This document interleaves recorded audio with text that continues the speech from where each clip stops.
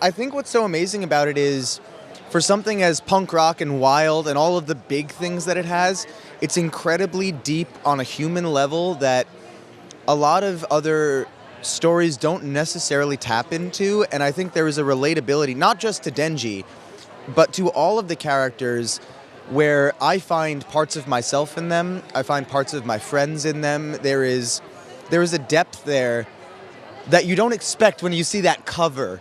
And I think a lot of people are so taken aback by that, and that's part of what has made it build in this way.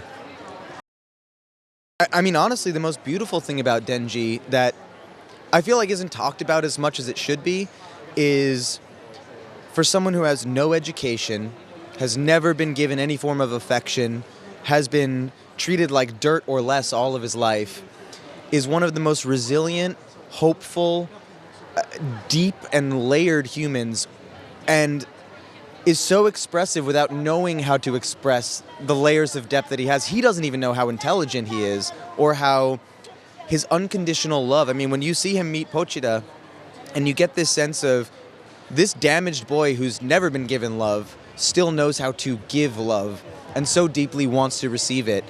And I just think that at his core, his resilience is profound. If he can make it through the next day, so can we. And there's an idea that he values the most insignificant of things to us, and to him it is the highest of high of royal things. And I think it gives us a better perspective on how fortunate we really are in our lives.